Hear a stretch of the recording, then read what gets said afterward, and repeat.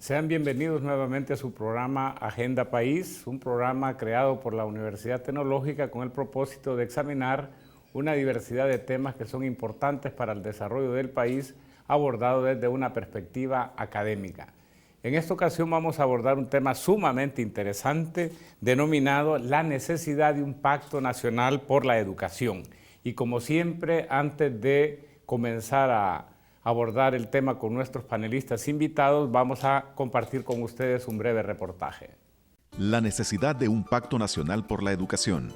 La educación es uno de los instrumentos más poderosos para mejorar el bienestar de las personas, pues influye positivamente sobre numerosos aspectos que afectan sus vidas. En primer lugar, porque permite que la gente desarrolle sus habilidades, destrezas y capacidades, lo cual, además de ser un factor de realización personal, contribuye al logro de una mejor inserción en el mundo laboral.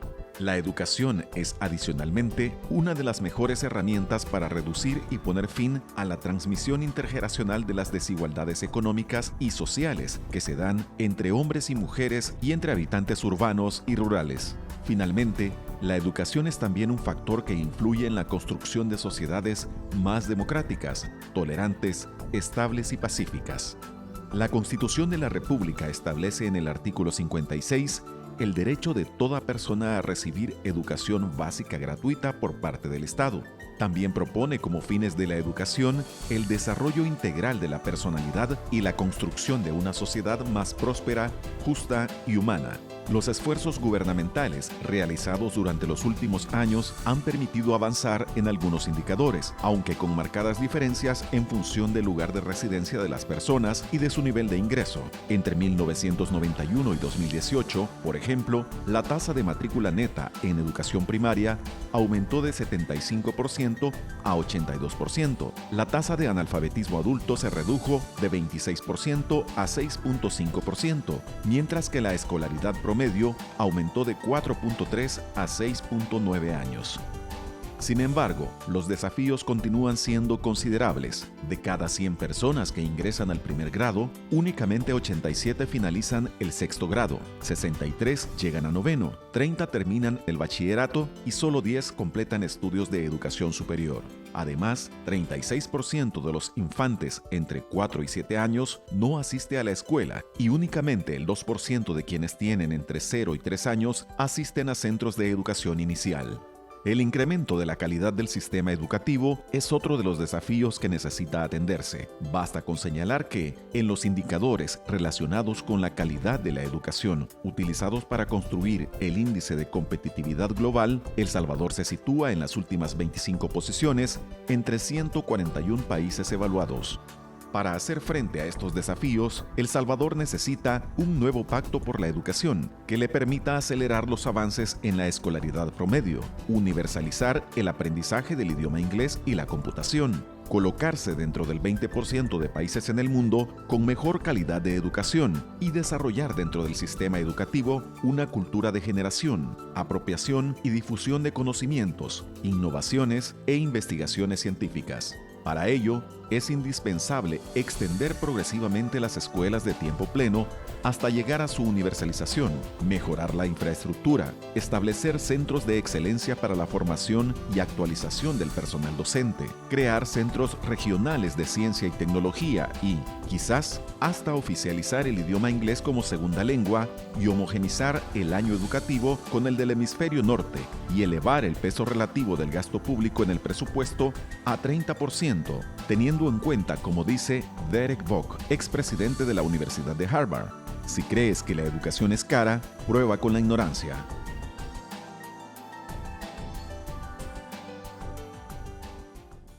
Bien, para este programa tenemos a dos invitados. En primer lugar, Alfonso Víquez, que es máster en educación y especialista de la Fundación Salvadoreña Salvador del Mundo, FUSALMO. Bienvenido, Alfonso. Gracias. Y también contamos con la participación de Alicia Ávila, máster en políticas educativas y directora de país de la Fundación Educación y Cooperación EDUCO. Bienvenida, Alicia. Muchas gracias, un gusto estar con ustedes. Bien, quizá para ubicarnos un poco alrededor de este tema, creo que es importante pues que a partir de lo que se ha compartido en el breve reportaje, y sobre todo pues algunas ideas que andan circulando alrededor de la educación. En primer lugar, pareciera ser que hay un consenso a nivel ya mundial con relación a que la verdadera riqueza de un país está en su gente, ¿verdad? En segundo lugar, que como consecuencia de ello es imposible que un país se pueda desarrollar sin apostarle en serio a la educación. En tercer lugar, esa educación, sin embargo, tiene que ser una educación de calidad, una inversión, por ejemplo, que no esté adaptada a las necesidades del mercado laboral o que sea de mala calidad, puede hacer que la educación, en vez de ser un camino hacia la solución de los problemas, sea en realidad un camino hacia la frustración de las personas. En cuarto lugar, yo creo que es importante también decir que en El Salvador pareciera ser pues que hay consenso en términos de que los recursos que se asignan no son suficientes y que todavía en el sistema se aprecian importantes deficiencias de calidad.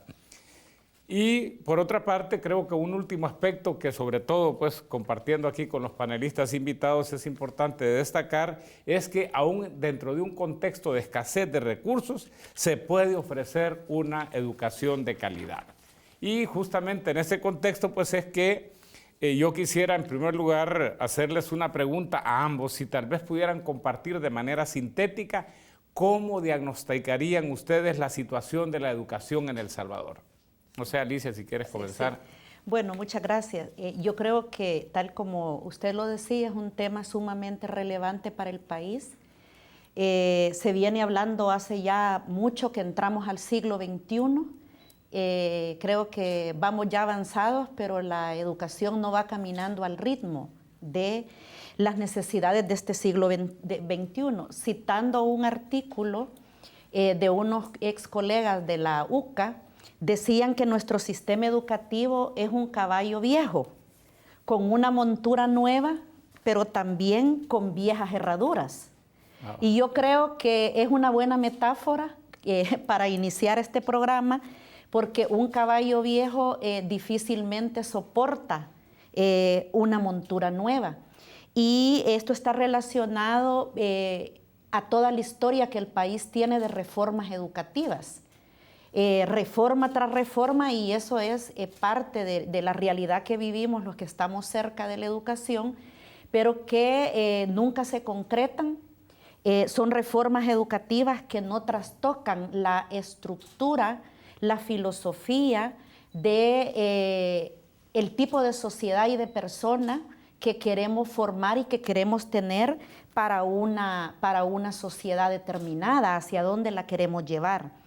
Creo de que la educación en el país está anclada todavía a viejos paradigmas, a una educación mecanicista, a una educación tradicional, memorística, que solo está logrando, hablando de calidad, el 50% de los objetivos de aprendizaje. Y hoy tenemos la PAES que nos está diciendo 50%. Pero si nosotros revisamos la historia de los sistemas de evaluación que han habido en el país, antes estaba la ECAP, que medía a los docentes cuando salían listos para ir a trabajar, y la ECAP siempre dio como resultado que los docentes sacaban 5. El sistema educativo a nivel básico también midió hace tiempos aprendizajes a tercero, sexto y noveno, que luego fueron quitados, y también era 5. Entonces, lo que nos está diciendo la historia es de que el país ha avanzado en cierta cobertura en el nivel educativo básico, porque allí estaba anclados los compromisos internacionales de educación para todos y de desarrollo sostenible, educación básica para todos, pero que se ha descuidado sin duda el piso y el techo, la educación para la primera infancia, la educación media y universitaria para los jóvenes. Entonces vemos un escenario un poco desigual, que creció en cobertura, pero que totalmente descuidó la calidad de los aprendizajes y el enfoque hacia dónde queremos llevar el país. Alfonso, ¿algún elemento adicional en este diagnóstico que ha compartido Alicia? Sí, yo creo que cuando hablamos de la educación, sin lugar a dudas, estamos hablando de la esperanza hacia la población, que es la que sostiene todo nuestro futuro, incluso nuestro presente. Hablando de alegorías, precisamente estamos reflexionando sobre qué alegoría poder poner, y alguien me decía que la educación en el país posiblemente la pudiéramos comparar con un automóvil, pero es un automóvil que tiene ciertas características. De repente las 4 llantas no son iguales. Hay unas llantas que son más delgadas, otras llantas que son más gruesas, unas llantas que están más preparadas que otras. Y cuando vemos esa desigualdad de las llantas que generan este carro, porque el carro se está moviendo, entonces encontramos claramente dónde están esas desigualdades. Hay desigualdades claras, ya lo dijo con claridad Alicia, en la cobertura. No es lo mismo, sin lugar a dudas, la cobertura que tiene educación inicial, que no alcanza ni siquiera el 2%, o la cobertura que, por ejemplo, tiene educación media, ¿verdad?, que no llega ni siquiera al 40%. Y estas desigualdades yo diría que también las podemos encontrar, hablando complementariamente, en qué áreas realmente nuestros jóvenes y nuestros estudiantes tienen la posibilidad de formarse. Entonces hay mucha desigualdad en cuanto a las áreas, porque en nuestra educación, por ejemplo, en el país, lleva mucho tiempo de no apostarle a la educación artística, lleva muchísimo tiempo de no apostarle a la participación estudiantil, por ejemplo, también. Y lleva mucho tiempo también de mantener desigualdades entre el sector rural y el sector urbano.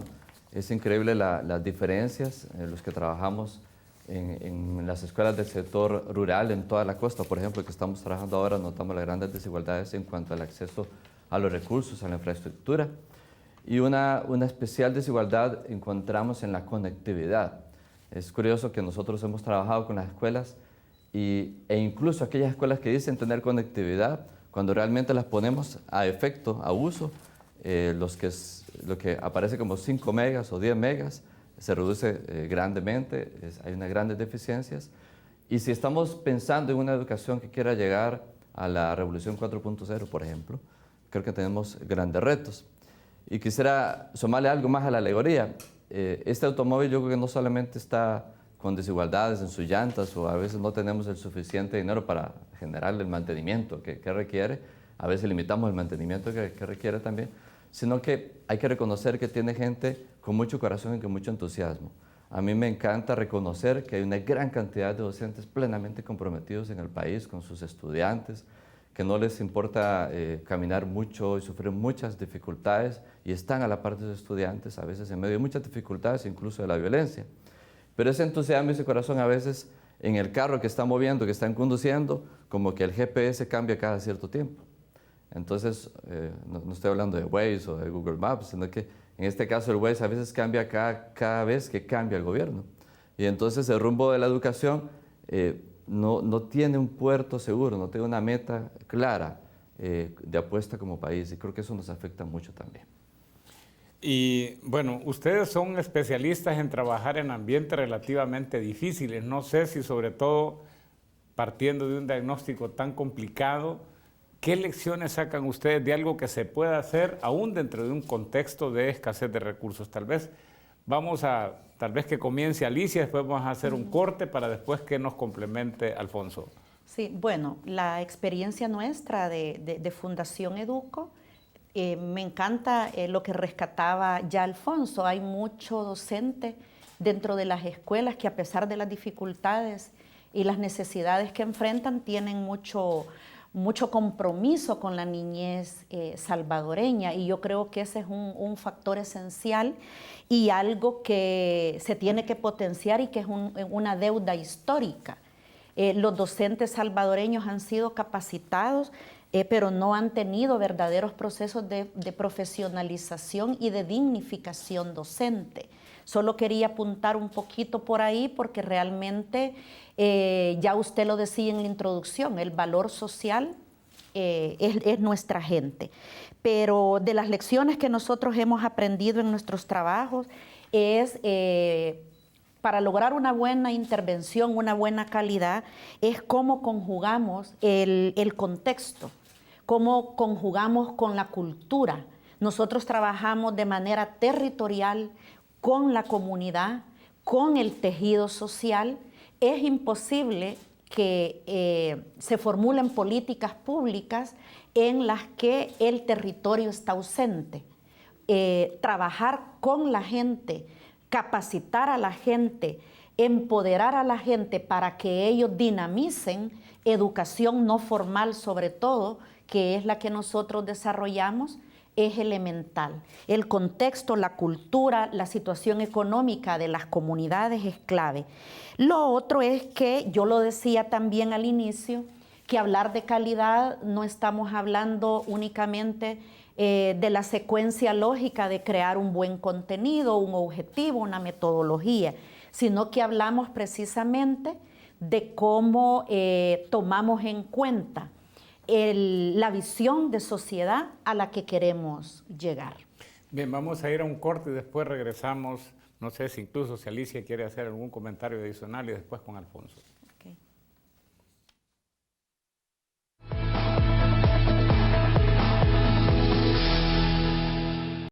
Aquí prevalecen la esperanza y el optimismo que nos han levantado una y otra vez. Con esa actitud debemos trazar de nuevo el camino. Ahora el verdadero reto es atrevernos. Te retamos a que sobresalir se vuelva viral, a tener más metas cumplidas que playlist, a cambiar más realidades que fotos de perfil y a que tu selfie sea el liderazgo. Atrevámonos a ser mejores. Inscríbete hoy, Universidad Tecnológica de El Salvador.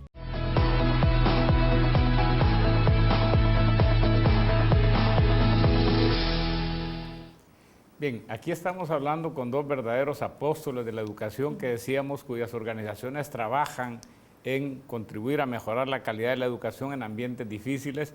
Estaba Alicia ya proporcionándonos una introducción inicial pues, de qué lecciones han aprendido ustedes en el terreno. Sí. ¿Quiere seguir, Alicia? Sí, sí. Bueno, y justamente es ese aprendizaje de que no podés delinear políticas educativas pensadas desde arriba, que no aterricen. En mi organización usamos mucho el término polo tierra. ¿Cómo hacemos que al territorio realmente lleguen todas las medidas de política? Y creo que uno de los aprendizajes que también hemos encontrado, que cuando hablamos de calidad educativa no basta con hablar con la infraestructura bonita, los recursos que siempre soñamos que deben de tener nuestras escuelas, sino que estamos hablando de construir aprendizajes integrales. La calidad de la educación está medida con dos grandes indicadores, que es el de equidad y el de inclusividad. Si nosotros logramos en nuestro país, en las zonas rurales, equidad e inclusividad, vamos a hablar de calidad de educación. Únicamente quería agregar también de que de acuerdo a lo que nosotros vemos, vivimos, creemos que la escuela necesita revivir. Nosotros necesitamos generar más procesos participativos para los jóvenes, los estudiantes, los maestros, pero principalmente un reto es provocar intelectualmente a los jóvenes. Nuestro país no lee, y el país que no lee está condenado a la ignorancia. Creo que un reto importante es provocar intelectualmente a los jóvenes y desafiarlos a las problemáticas que se viven en el presente. Alfonso. Sí, bueno, yo pertenezco a la Fundación Salvador del Mundo, somos una fundación definitivamente de raíz y corazón salesiana. Ustedes saben que los salesianos tienen mucho tiempo de estar acá en el país. Y sin lugar a dudas, la primera lección es el primer aporte que también dan los salesianos en el país. Es decir, la lección de que centrarnos en la persona del estudiante es clave. Y si nos centramos en la persona del estudiante, entonces tenemos que saber que la primera lección aprendida es que tenemos que escucharles atentamente. Escucharles atentamente significa escuchar y analizar lo que ellos y ellas están viviendo.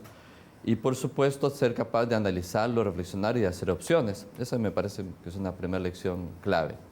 En la misma línea, hemos adolecido en nuestro sistema educativo de una verdadera participación estudiantil.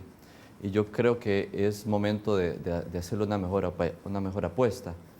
La participación juvenil, entendida como realmente una participación incluso organizada de los estudiantes, me parece que debería de tener mayor espacio. Y eso es una lección aprendida. Cuando integramos a más estudiantes, las cosas se vuelven mejor. Lo hemos visto muchísimas veces en las escuelas. Podemos generar todas las iniciativas en las escuelas, pero cuando los estudiantes se suman como líderes para formar a otros estudiantes, para entusiasmar a otros estudiantes, la deserción disminuye, el entusiasmo por educarse también crece, la ayuda del par que es capaz incluso de explicarle matemática o las cosas de mejor manera en su propio idioma, pues son muchísimo mejor. La otra, la integralidad, sobre que ya el tema lo tocaba Alicia, es decir, no podemos ni deberíamos de hacer una apuesta a segmentos, nos enseñamos, hemos aprendido que en esa integralidad es clave los procesos. Voy a explicarlo con un ejemplo. No se trata de formar solamente para la electricidad, para que sean electrices, o para que puedan manejar la computadora, o para que puedan hacer página web. Es necesario apostarle a procesos que les permitan a ellos conectarse con la integralidad de su persona en todas sus dimensiones, pero también con la secuencia que les permita incluso la inserción laboral. Y por último me gustaría recalcar dos elementos. Uno, que es importante atrevernos a evaluar.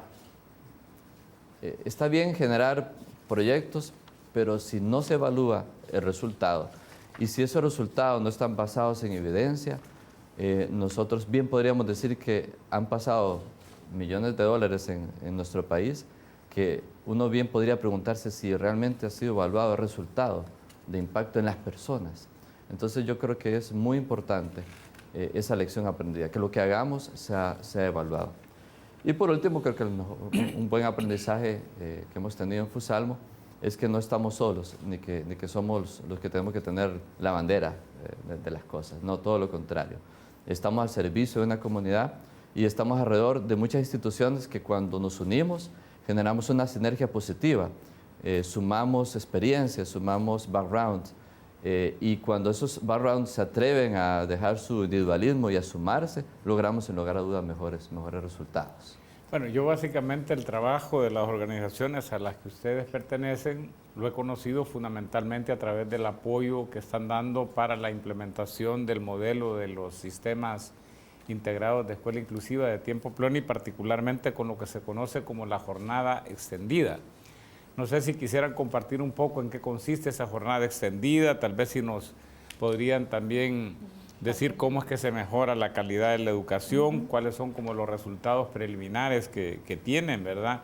Y algún tipo de recomendación que pudieran dar para la sostenibilidad y universalización de ese tipo de intervenciones. Perfecto. Sí, la jornada extendida hay que ubicarla fácilmente para que pueda ser entendible. La jornada extendida es más allá de la jornada normal de clases que tienen los estudiantes, desarrollo de talleres o desarrollo de experiencias formativas que pueden ir desde deporte, cultura, formación socioemocional y muchas otras áreas que vienen a complementar, pero sobre todo vienen a hacer posible el derecho a la educación en los diferentes ámbitos del ser humano. Esa experiencia de jornada extendida, Fusalmo como tal ha tenido dos grandes experiencias. Una, la interna, porque Fusalmo funciona con el programa integral juvenil Don Bosco. Entonces las escuelas llegan en horario regular y a veces en horario extendido a las sedes de Fusalmo, en Santa Ana, en Soyapango y también en San Miguel. Y allí reciben computación, deporte, mucho tema de valores, cultura de paz. Y hoy estamos haciendo una apuesta a un pensamiento, un enfoque de estímulo. Esa es una gran experiencia de Fusalmo y la manera como funciona desde hace muchos años. Esta otra experiencia es la que estamos desarrollando ahora en el marco de Fumelini 2, con la consultoría que se llama Fortaleciendo Aprendizajes. Estamos llegando, gracias a esta experiencia, a 184 centros educativos y se ha logrado desarrollar perfectamente la jornada extendida en estos 184 centros educativos de tercer ciclo. De momento se ha logrado desarrollar 32 opciones de talleres en 7 áreas diferentes. Quizás no me las sé de todas de memoria, pero está el de género, socioemocional, el área productiva, el área tecnológica, el área de arte y cultura. Y todas estas áreas están pensadas para poderse desarrollar en talleres que van de 90 minutos en adelante. Hay talleres que son de 24 y hay talleres que son de 48 horas. Gracias a Dios, a través de esta experiencia, bien podríamos decir que se ha llegado a 13.343 estudiantes.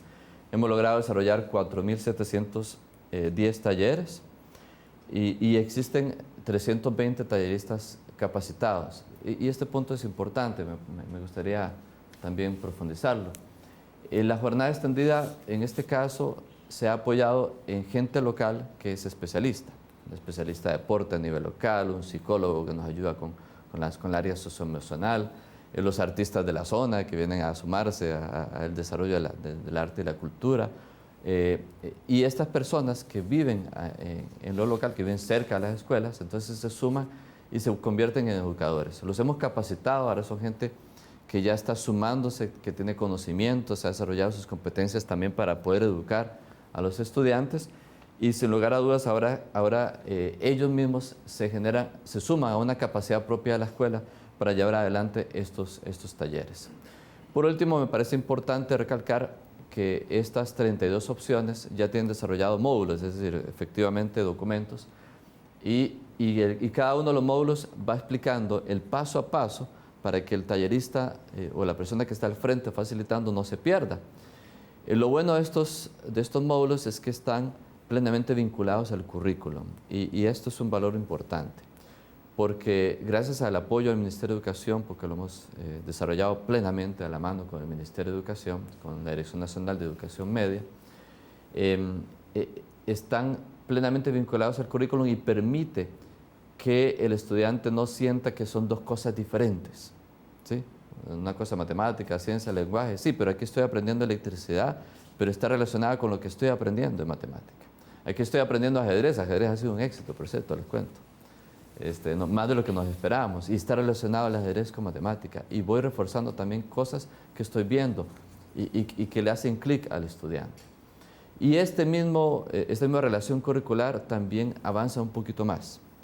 Y es clave reconocer que los talleres de jornada extendida están vinculados directamente al desarrollo de capacidades primarias que preparan al bachillerato que yo voy a elegir. Y por lo tanto me ilusiona, ya no me quedo solamente estudiando mi tercer ciclo, sino que quiero seguir estudiando el bachillerato.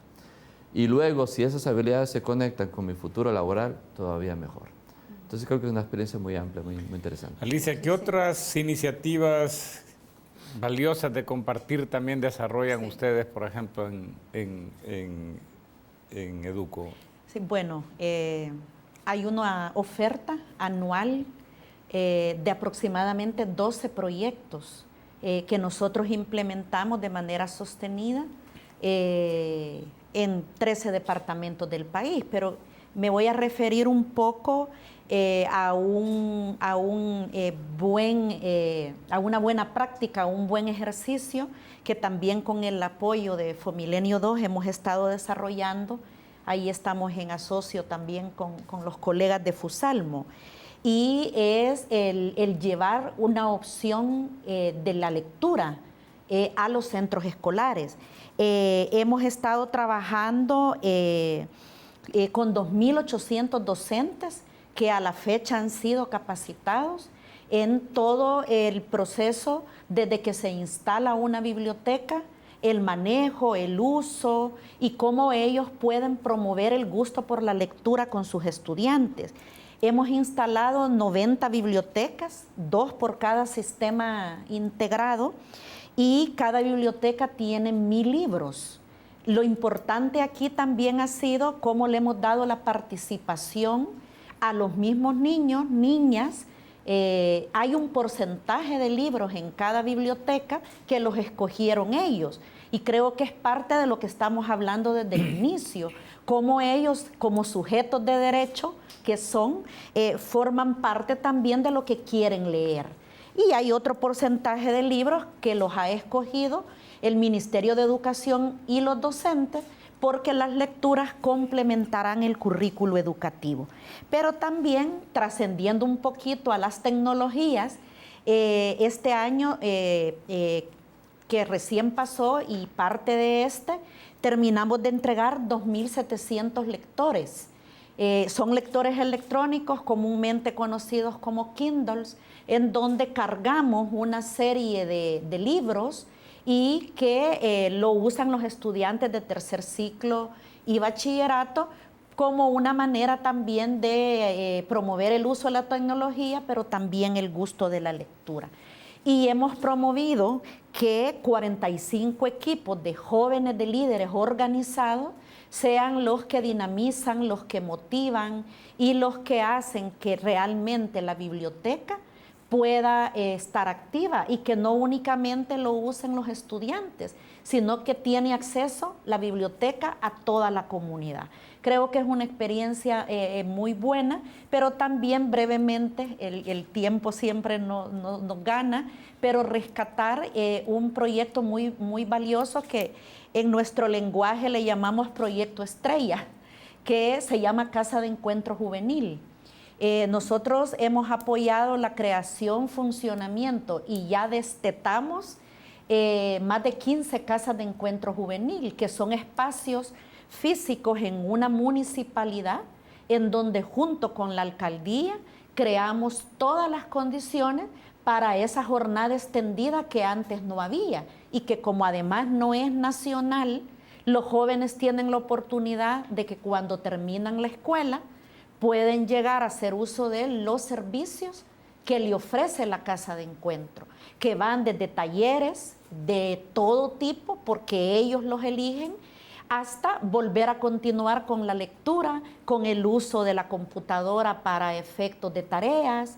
Y hemos tenido buenos ejercicios y buenas prácticas de empresa privada que se nos está sumando a la contribución de los talleres que allí se generan, parte de la sostenibilidad de estos esfuerzos. Bien, vamos a un nuevo corte comercial y regresamos nuevamente con Agenda País.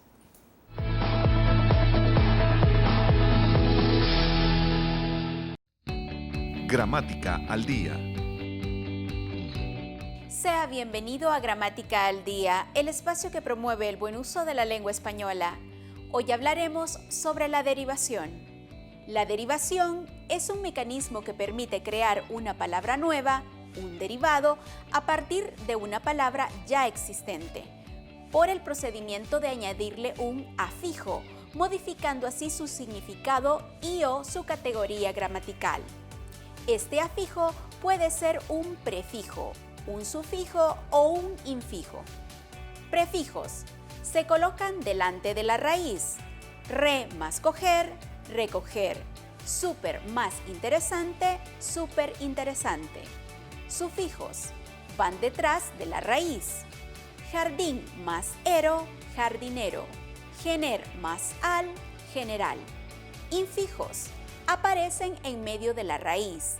Leg más it más os, lejitos. La invitamos a estar pendiente de nuevas ediciones de Gramática al Día. Una producción de la Universidad Tecnológica y la Academia Salvadoreña de la Lengua, con el auspicio de Canal 33.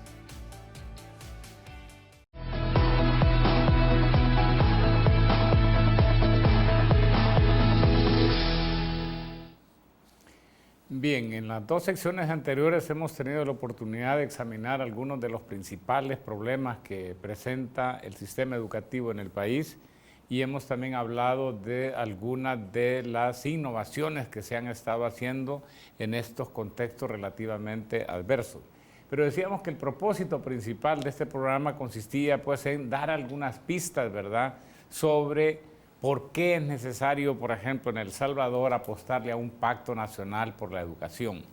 Quiero decirles que yo como economista he tenido la oportunidad de examinar qué es lo que ha pasado con el presupuesto de educación prácticamente desde la constitución del país como república a la fecha.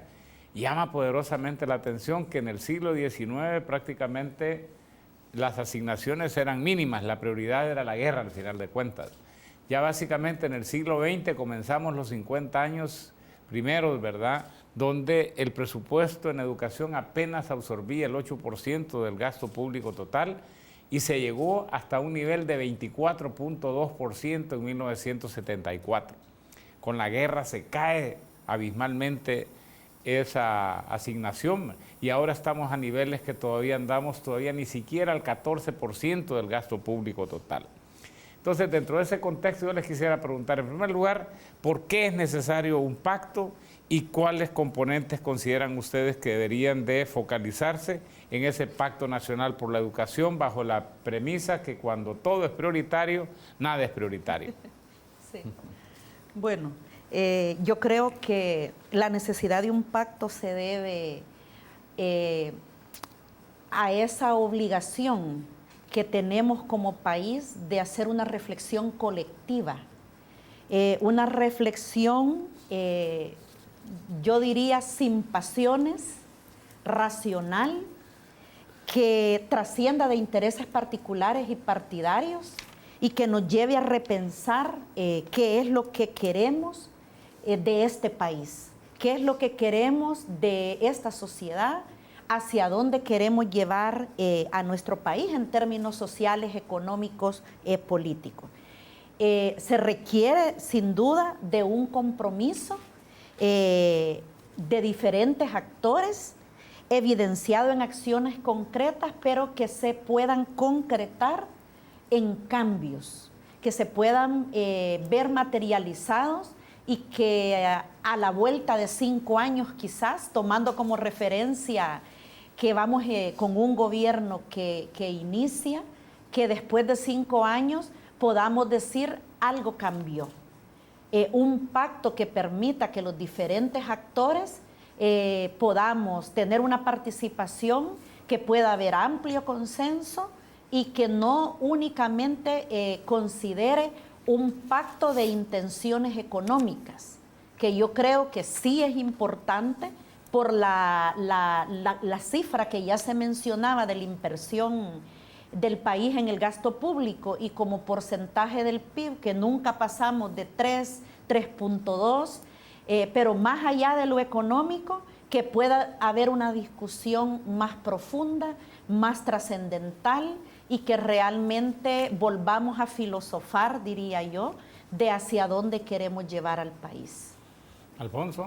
Me gustaría dar un ejemplo de experiencia que tuvimos en un municipio allá en Ciudad Delgado hace unos años, cuando nos sumamos muchas instituciones para trabajar juntas en el marco de la educación para apoyar un grupo de escuelas y empezamos a testear o a medir cuántas instituciones estábamos trabajando en cada una de las escuelas. Llegamos a encontrar que nos encontrábamos a veces hasta 15 instituciones trabajando en la misma escuela. Y las 15 instituciones estábamos intentando trabajar con la misma población estudiantil, a veces generando el caos de la pérdida de clases o el caos del desencuentro, incluso hasta luchando, entre comillas, entre nosotros mismos. Esas experiencias negativas nos dicen a nosotros mucho de por qué es importante un pacto. Es importante un pacto, pero tiene sus características. Tiene que ser un pacto ordenado, bien focalizado, que no se acaba con el gobierno, sino que también tiene claro hacia dónde quiere ir. Y no solamente ordenado, focalizado, sino que también pueda permitir ser evaluado. Ya lo decíamos antes, yo quisiera remarcarlo, me parece que es fundamental que este pacto conlleve la seriedad de lo que implica la calidad. Entonces, que seamos capaces de clasificar, incluso de dar a conocer con transparencia cuáles son los proyectos, cuáles son los programas, cómo se suman y cómo todos también están puestos al servicio de la educación. Me parece a mí, aparte de estos elementos que son propios del pacto y que por supuesto nadie debería quedarse fuera de este pacto, sin hacer que sea lento, ¿verdad? Porque se requiere un liderazgo capaz de llevarlo adelante con cierta velocidad para no quedarnos en el camino. Me parece importante señalar 3 elementos que me parece claves. Uno es que siguiendo la línea de los Objetivos de Desarrollo Sostenible, la Agenda 2030 nos habla 4 frases. Me gustan las 4 frases. Una, no dejar a nadie afuera. No dejar a nadie afuera. Y cuando yo hablo de no dejar a nadie afuera es que realmente sea inclusiva. Y hoy quisiera remarcar que este pacto por la educación debería incluir definitivamente la participación estudiantil. Deberíamos dejar el adultocentrismo y generar realmente la participación de los estudiantes. La otra frase que utiliza la Agenda 2030 es educar para transformar. Educar para transformar. Y entonces, traduciéndolo en idioma, llamémoslo así, salesiano, estamos hablando de devolver la esperanza por soñar. Entonces, si yo sé que tengo un futuro y genero un proyecto de vida como estudiante, yo tengo la capacidad de soñar, y entonces es importante que los procesos estén integrados, que la educación esté integrada con el trabajo y que ambas sepan hacia dónde van. Si ahorita la vamos a apuntar a la Revolución 4.0, entonces deberíamos de generar el proceso y debería estar dibujado. La otra frase es que nadie quede atrás de la Agenda 2030. Yo diría que, traduciéndolo, es necesario dar apoyo a quien necesita apoyo. Hace un tiempo tuvimos una experiencia con FUNPRES en el marco de un proyecto financiado con fondos de USAID. Y en esa experiencia en Zacatecoluca llegamos a descubrir que un buen porcentaje de estudiantes que nos transmitían porque tenían problemas, la mayor cantidad de ellos, como un 80%, tenían realmente problemas muy serios, socioemocionales, y definitivamente necesitaban el apoyo psicológico. Con esto quiero decir que la realidad de violencia y la realidad, nos ha generado muchas heridas en los estudiantes, heridas emocionales muy graves a la familia y a los estudiantes. Si no reconocemos que es necesario curar estas heridas y atender estas heridas, entonces la herida se va a hacer más grande. Y cuando se hace más grande, genera a veces invalidez, o genera más violencia, o genera la cárcel. Yo creo que es importante focalizar y atender a quien necesita apoyo. Esos serían, creo, los elementos indispensables. Ahora, hay algunos que dicen, miren, en realidad alrededor de la educación se dicen cosas hermosas, ¿verdad? Y prácticamente casi que hay una suerte de consenso como en el amor a la madre, dicen, ¿verdad? Hay frases preciosas, ¿verdad? Pero al final de cuentas los avances no van en línea con esas expresiones. Y dicen, mire, quizá el problema fundamental es político, en términos de que no se han logrado configurar las alianzas requeridas para hacer realidad esa transformación que necesita el sistema educativo. ¿Quiénes deberían de participar entonces en ese pacto y cómo constituir una alianza, pero eficaz, de esa naturaleza? Sí, bueno, con el ejemplo que partía también Alfonso de las expresiones que existen a nivel local y que a veces son más funcionales que otras estructuras de nivel nacional, creo que deben de ser de amplia participación, y creo que el principal comprometido debe de ser el gobierno, el Estado mismo, a través del ente rector, en este caso que es el Ministerio de Educación. Pero viendo al ser humano como ese ente integral, vemos que es necesario que todos los demás sistemas puedan confluir y ser parte de. Creo que una de las cosas importantes que ha surgido en los últimos años fue la creación del Sistema Nacional de Protección de la Niñez y la Adolescencia, que dentro de ese sistema confluyen subsistemas. Ahí está educación, está salud, está el Ministerio de Hacienda, está trabajo, y están todas las entidades vinculadas al bien ser y al bienestar de los niños en el país. Eso a nivel de estructura de gobierno creo que deben de estar representados, porque no podemos seguir viendo a la escuela desvinculada de la salud mental, la salud física, que ya vemos que las escuelas ahora son poco seguras, hay violencia dentro de las escuelas. Cómo articulamos a los diferentes actores, pero parece que la empresa privada, que en los últimos años se ha visto desconectada, debe de. La cooperación internacional, que también ha volcado todos sus recursos a la prevención de la violencia, creo que debe de volver también a las raíces, porque la educación es la sombría, es el eje habilitador de otros derechos. O sea, la educación habilita muchos otros derechos. Entonces creo que cooperación internacional es clave, empresa privada, pero también la familia, la sociedad misma. Esos actores de la comunidad a los que pocas veces se les pregunta, pero también se les hace participar. Alfonso, ¿y cómo haces eso tú? ¿Quiénes deben de participar y cuál debería ser el rol, por ejemplo, de organizaciones como las de ustedes también en este pacto? Te respondo en dos ámbitos. Primero, desde la escuela, para no tocar ya los temas que tocó Alicia. Desde la escuela es importante. Uno nota la diferencia cuando un director o directora es líder, pero está conectado con la comunidad, y aquel que es líder, pero que no quiere conectarse con la comunidad. Entonces, la primera alianza debería surgir desde la escuela. La escuela ser capaz de funcionar en armonía con la comunidad, con los gestores locales, con las personas que son líderes de la comunidad también. Y la escuela también abierta a trabajar con las instituciones que alrededor de ella están y que pueden apoyarle como tal. Desde nuestras instituciones y en esta otra línea, creo que podemos estar focalizados en territorios y no intentar estar todos en los mismos territorios, ni estar tampoco todos en las mismas cosas, porque a veces se ponen de moda ciertos temas, entonces todos vamos por el mismo tema. Entonces no se trata de moda de temas, se trata de cuál es el aporte que yo puedo hacer, en dónde lo puedo hacer y cómo me puedo organizar en común con los demás.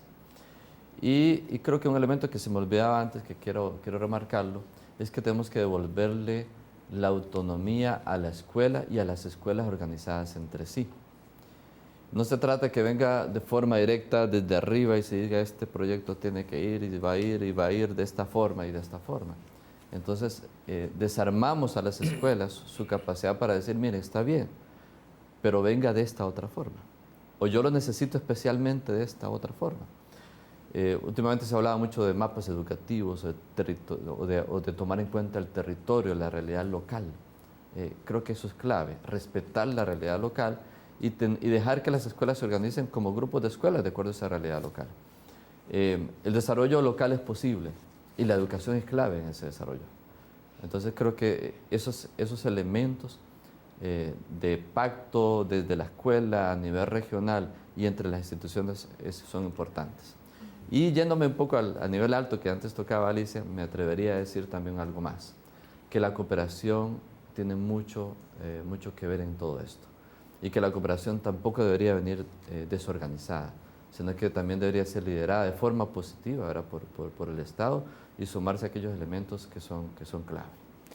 Ahora, yo como economista no puedo dejar de pensar en términos de que al final de cuentas las prioridades se definen en recursos.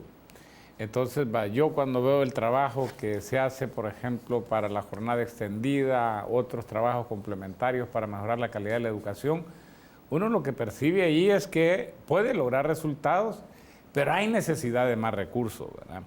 Entonces, ¿cómo realmente generar las condiciones apropiadas para que a nivel de órgano ejecutivo y órgano legislativo, quizá como las máximas representaciones a nivel político en temas presupuestarios, realmente permitan incrementarle los recursos que necesita la educación en el país? Sí.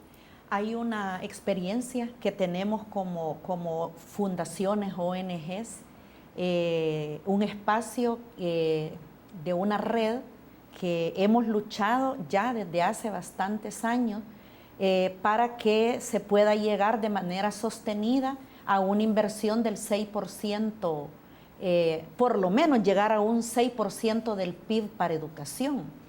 Y se partió primero por hacer análisis, por hacer estudios, por hacerle propuestas al Estado de políticas fiscales, medidas fiscales, que permitieran que paulatinamente, y había sido un compromiso en el gobierno anterior, de que mínimamente un 1% cada año se fuera aumentando al presupuesto.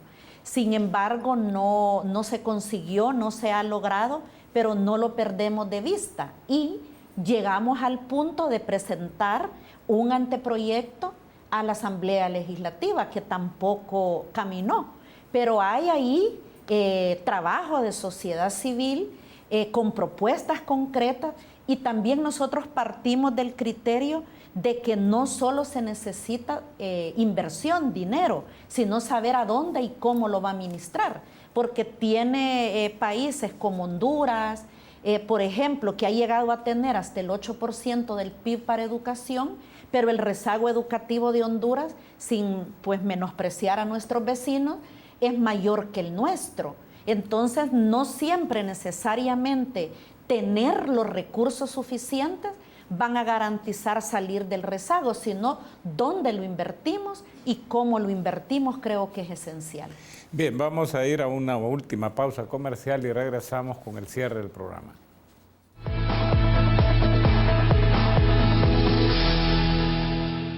Aprendamos a ser mejores. Somos mejores personas cuando buscamos soluciones a los problemas en vez de evadirlos. Eso es compromiso. Atrevámonos a ser mejores. Una producción de la Universidad Tecnológica de El Salvador y Canal 33.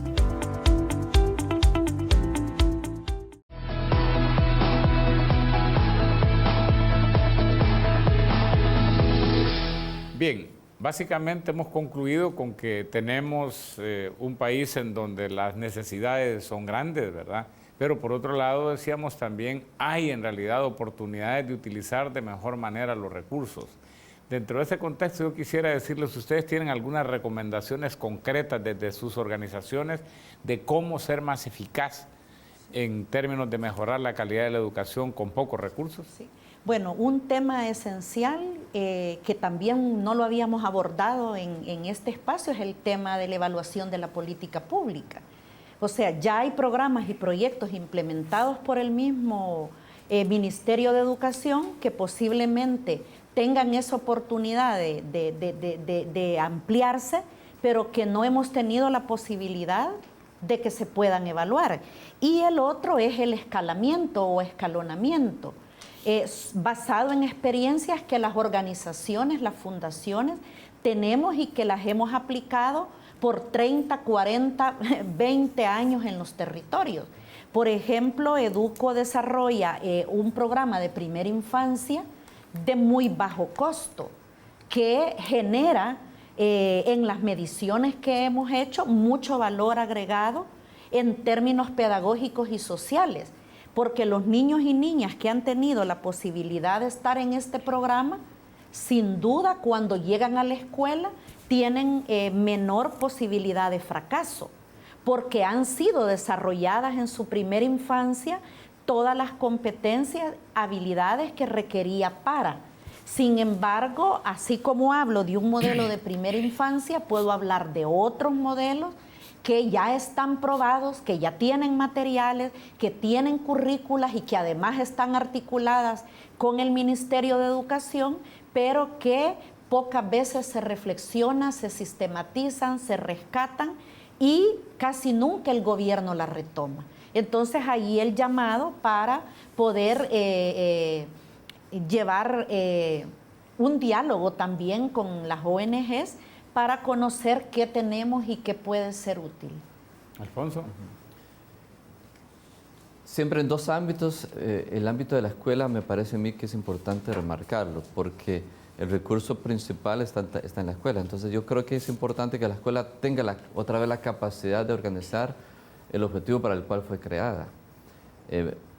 Me estoy refiriendo a que la escuela realmente tenga el tiempo que tiene que tener para enseñar, que los días lectivos se respeten, que incluso la hora lectiva y dedicada a la clase también se respete, y que el tiempo y los recursos existan. Yo creo que ese mínimo ya está en las manos de poderlo aprovechar. Ahora, hacia adelante, hacia un pacto, me gustaría remarcar la misma idea que ha dicho Alicia. Nosotros igualmente tenemos experiencias con Educo, con la cooperación, con otros, de unirnos y generar modelos que ya han sido probados. Y estos modelos que ya han sido probados a veces se dejan en el olvido, no se retoman y quedan olvidados. Pero también hay un elemento importante a estos modelos que han sido aplicados que no se ha hablado, y es que muchas veces se hablan de grandes cantidades de dinero para cosas que realmente se pueden hacer con mucho menos dinero. Un ejemplo, en algún momento se dijo, cada escuela de este país requiere un psicólogo. Pero no es cierto, no es cierto. cuando hemos aplicado modelos nos damos cuenta que el modelo, por ejemplo, de la consejería estudiantil que ahora está promoviendo este gobierno o de otros, nos lleva a la realidad de que cuando se utiliza un buen recurso como psicólogos para atender necesidades focalizadas y además se generan programas alternativos, funciona de mucho mejor manera. Eso se suma también ahora a la capacidad que muestra el sistema educativo con el SIGES. El SIGES es este sistema de información que ya aglutina toda la información del Ministerio de Educación en todos los diferentes rubros. Entonces, la utilización inteligente del SIGES y de los datos es otro elemento que nos va a ayudar a funcionar de mejor manera como pacto para aprovechar los recursos sin lugar a dudas. Bien, por supuesto hemos abordado un tema complejo y yo inclusive creo pues que esto de la necesidad de un pacto nacional por la educación tenemos que volverlo quizá a abordar desde otras perspectivas, quizá traer aquí a empresarios, traer a políticos, traer a funcionarios a efecto de ir generando esa alianza para hacerlo realidad. Hemos tenido un interesante programa donde yo básicamente identificaría como, por supuesto quedándome corto, 5 ideas clave. El primero pues es que nuestro sistema educativo sigue presentando problemas importantes de cobertura, nos decían principalmente en educación inicial, en educación media y en educación superior, ¿verdad? Por otro lado, también tiene problemas de calidad, el mundo está básicamente transformándose, hay una nueva ola de innovaciones tecnológicas, ¿verdad?, en curso, y prácticamente el gran desafío del sistema educativo es convertir a la población estudiantil en protagonistas de esa revolución y pareciera ser que estamos lejos todavía de ahí. Han destacado ustedes también la necesidad de ponerle atención a las brechas que se siguen acentuando entre la calidad y cobertura de educación entre las áreas urbanas y las áreas rurales, entre los logros, por ejemplo, de la gente de mayores ingresos y de los menores ingresos, o de la educación pública y la educación privada.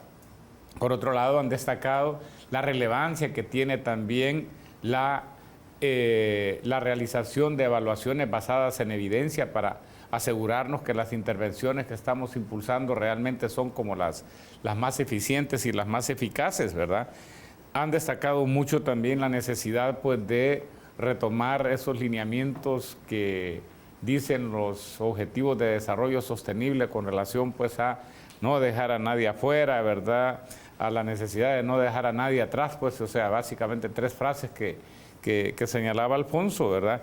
Y otro tema que para mí fue importante fue destacar que ese pacto no tiene que referirse exclusivamente a temas presupuestarios, sino que también tiene que abordarse el tema de la calidad, tiene que abordarse el tema de la eficiencia en el uso de los recursos.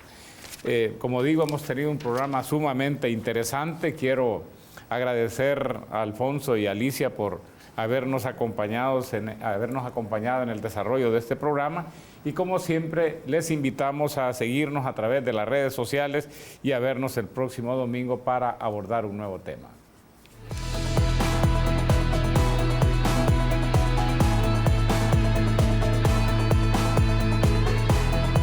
Hagamos la diferencia. Seamos mejores. Universidad Tecnológica de El Salvador.